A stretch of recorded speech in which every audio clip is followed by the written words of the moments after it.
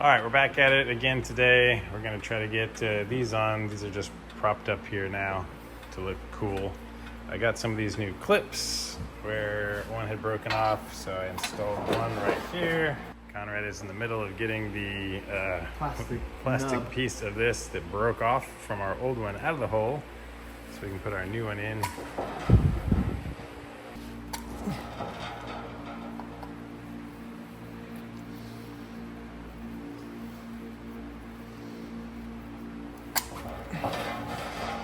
All right, these are the new seals that are gonna go under the intake manifold. This might be our part number here. They just press right into the bottom. Just kind of press them around and work them in. All right, we're gonna just put a smidge of petroleum jelly. Yes. Yes. Yes. We don't want to use up your other stuff. No. All right, we got this thing. We realized that the part number is the same for each side, which is interchangeable, which is pretty interesting. But we're going to put it on here now, so I'm going to take the blue tape off. If it's the same as my Cayman, which hopefully it is, the 2 bolts on the outside are what hold this down. The 2 bolts on the inside that go here also hold the fuel rail down. So this is only attached by the 2 outside bolts, and they are M6 by 35. All right, so looking at our actual fuel rail, we realized that it's going to attach here and not down at the bottom. My fuel rail had like long legs that reached down through here, and that's why they attached there. So for this engine, all 4 of these bolts we're going to put in there. So reach around back through here and drop him in. Yeah.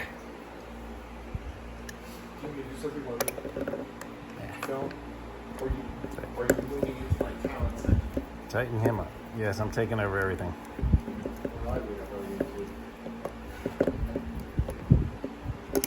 Just hand tight for now. All right, all of these get torqued down to 10 Newton meters.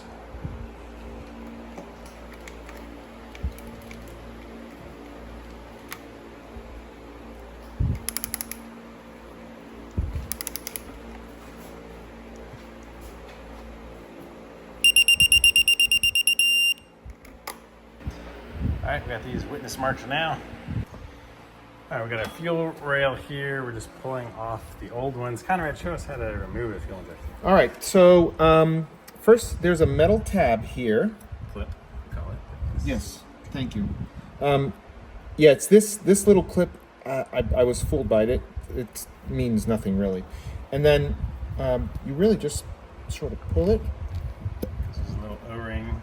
And that O-ring, make sure that comes off. 2 of the ones that we took off from the other side, the O-rings stuck, were still in there. So, as we see here, yeah. All right, and so same thing here. What do you call this metal? What? Clip. Clip. Yes, clip. And then we're gonna get some fuel that comes out of these things. Yes, I sort of moved the fuel out. If you have a old fuel rail, apparently there's a lot of fuel in there.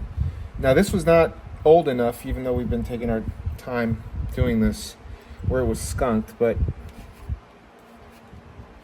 and so we're remembering which direction these things face, right? Sure hope I do. So there's a little indent thing here, and they were facing. And this is what a new one looks like.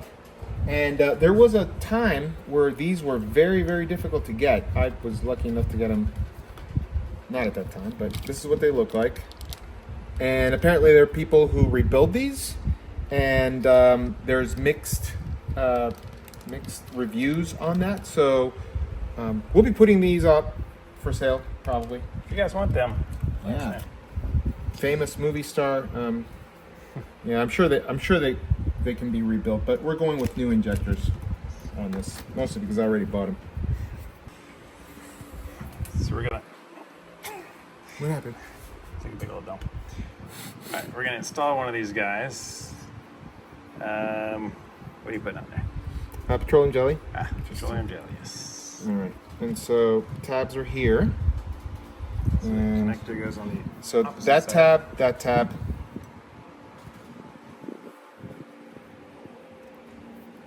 All right.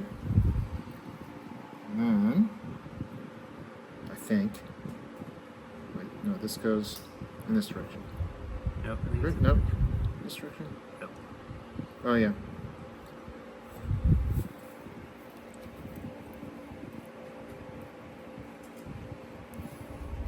If you go through a little groove. Oh, there you go. That totally makes sense now. Let's zoom in so you can see that. Alright, so that is what it should look like once installed. Here are the part numbers of the injectors that we're using here. Alright, there is the Porsche part number.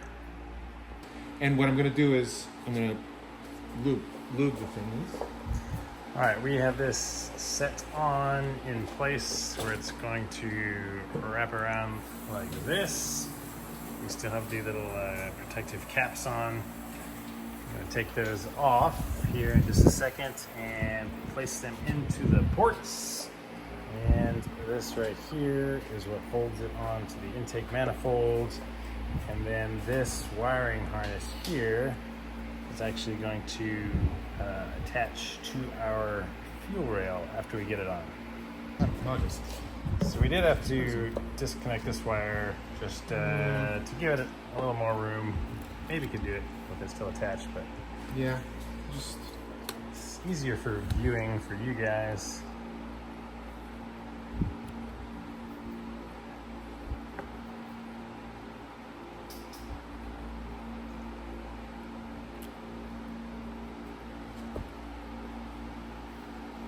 nothing wrong with a little lubrication. Feels so good. Feels so good. All right, here we go. Trying not to hit anything else. Moment of truth. Bank 2, as it says so clearly. In case you forgot, thank you. Ooh, that felt good. Nice, firm. Insertion.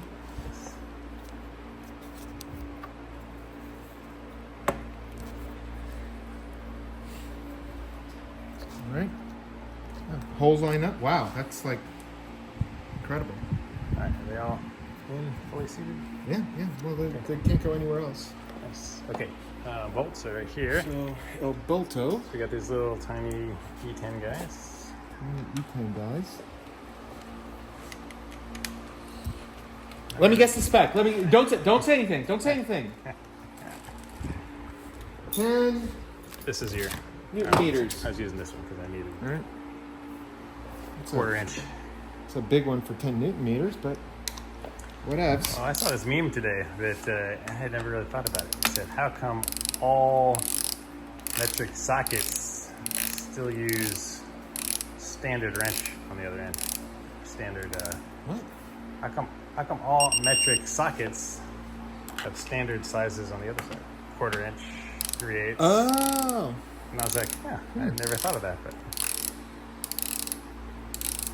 somebody commented and said, because in 18 blah, blah, blah, Oh, okay. Mr. Snap-on. metrics were invented. And Yeah, Roger Snap-on decided. All right, mark him. Wait. Kill him. Look at that beautiful fuel rail.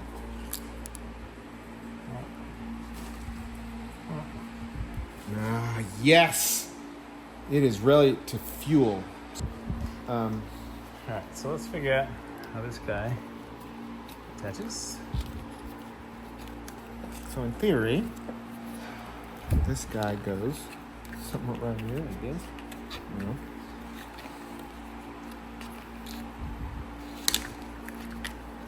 Oh, yeah, right there. It's got little kind of plastic tabs on the back that Yeah, but what's fit on this? top of the rail. Well, somewhere there's a bolt. I assume that. Wait, no, I got it, I found it.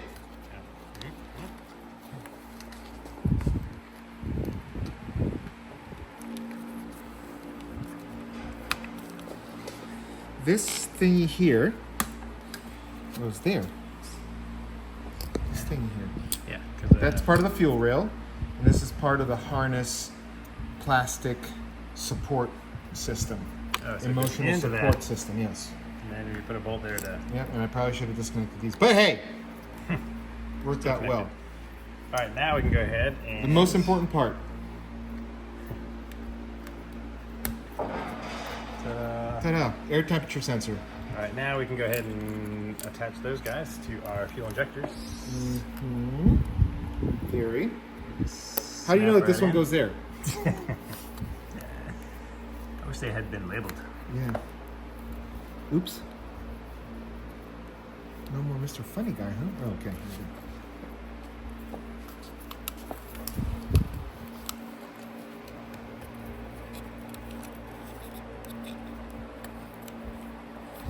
Perfetto. Now, look how... It's like they meant for this to go there. All right. This goes here. I know because I just undid it. I have video evidence for it. I think that was our 7mm guy. Yes. You won the guessing contest on that one. This.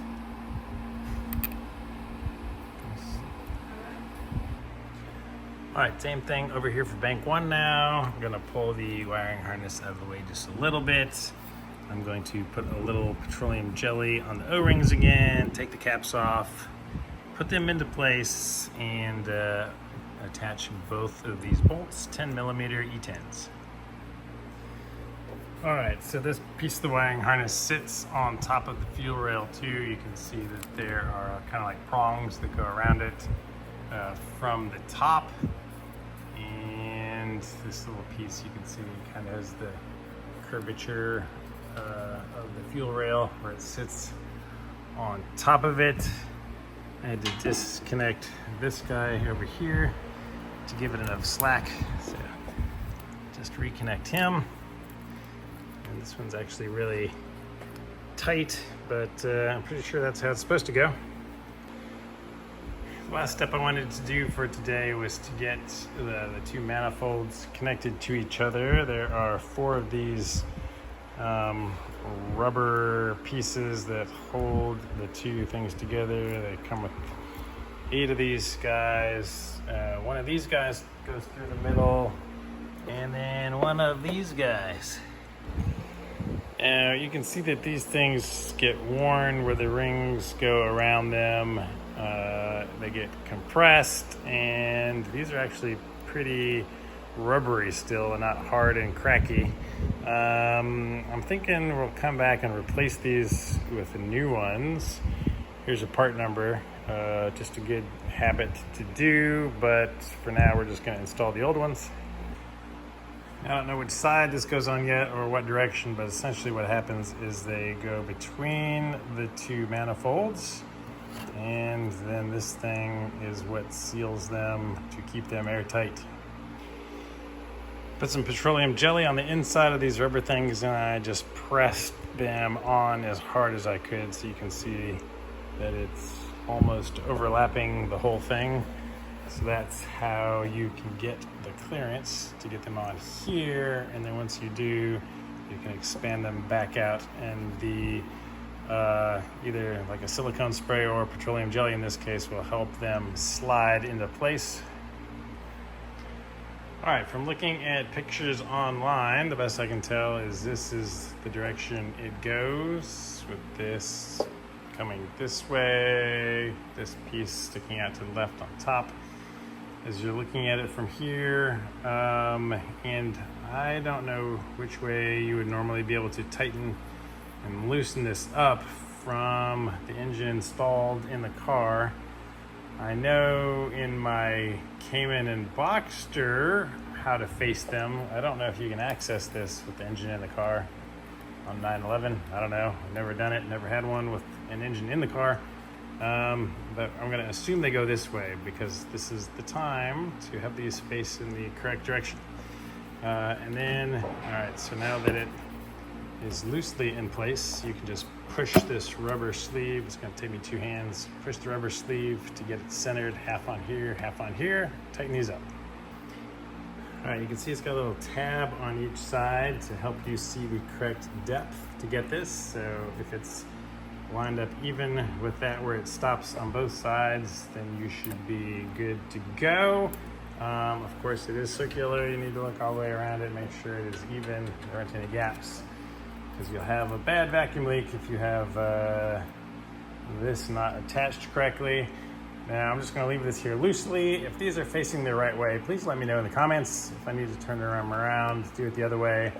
I'm just going to have them on here loosely for now, just to make sure nothing gets into our engine until I have time to come back and work on this some more.